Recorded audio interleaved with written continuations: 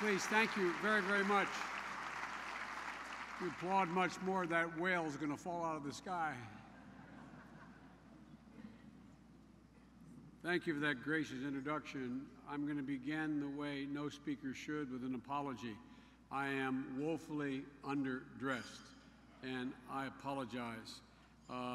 But I had another commitment earlier, and when Adrienne Arsht asked me to do this, I've been deathly afraid of Adrienne my whole life. She's a child compared to me, but her family have been incredibly influential and positive actors in the state of Delaware. I kid her, the reason I got elected, Dr. Kissinger, to the Senate at age 29, her father was the most prominent corporate lawyer in the state of Delaware. And I was a young lawyer who was a councilman. I'm the first United States senator I ever knew. And and her father literally sort of leaned down and gave me the blessing and said, I think he would be a great senator, and endorsed me. And I really mean this. I don't think I would have had a chance had he not been the first consequential, respected figure in the state to endorse me. And so I owe Adrienne a lot because of her family and all the great things she's done. And this Atlantic Council, along with Governor Huntsman, the chairman, and Fred, CEO, and Adrienne, I want to thank you for allowing me to be here tonight.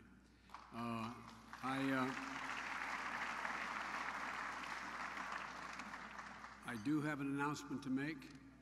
I am still intimidated by Dr. Kissinger. That has been the way my whole life and my whole adult life. But ladies and gentlemen, to all the honorees tonight, President Draghi, you have an incredibly difficult job you handle with such skill. And I also, Yulong, I was saying that I had a chance to have my picture taken with a peacemaker or a music maker. I chose the music maker. And you bring such joy and to so many people and such pride to your country that it's an honor to be with you as well.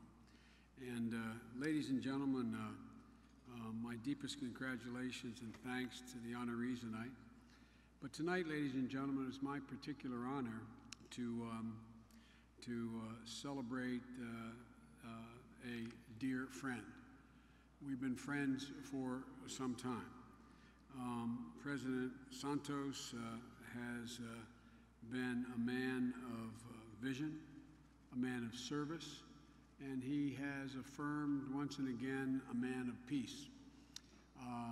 We go back a long way. When I first visited Colombia in the 90s, and then in 2000 was, as Dr. Kissinger may remember, and Brent Scowcroft and others, drafted out of the Senate Foreign Relations Committee a plan called Plan Colombia. Colombia was teetering on the brink of becoming a failed state. The economy was in shambles, the country racked by violence from drug cartels and guerrilla groups and paramilitaries. And the idea of peace in Colombia was almost unthinkable 15 years ago. So the fact that Colombia has come so far, so fast, in such a short time, in the face of such incredible obstacles, is a testament to the commitment of its leaders and the resilience of its people. I was proud, as I said, to be one of the architects of Plan Colombia in the Senate, and to work with my Republican as well as Democratic colleagues. And we knew that it would be a game changer for both our countries if we could help Colombia move beyond the battling cartels to become a strong regional partner. President Santos and his predecessors have heard me say over the last 20 years that I think that Colombia is the keystone to the hemisphere. If this is the first time in any of our lifetimes, You can look at the Western Hemisphere from Canada to the tip of Argentina and Chile and see a hemisphere that is whole and free and democratic and secure. We're not quite there yet, but it's within our reach. And it's within our reach because we have determined men like the man we're going to honor next.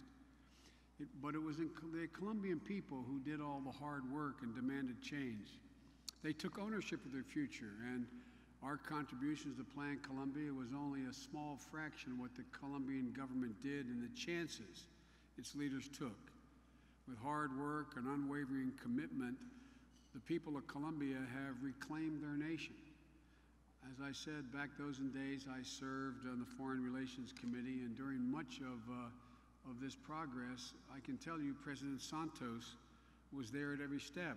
In the 90s, he was the Minister of Trade, and he helped open up Colombia, the Colombian economy, so the Colombian people could take advantage of new opportunities.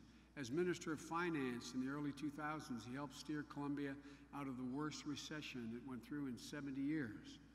As the Minister of Defense, he oversaw the rescue of 3 Americans who had been held hostage by the FARC for 5 years.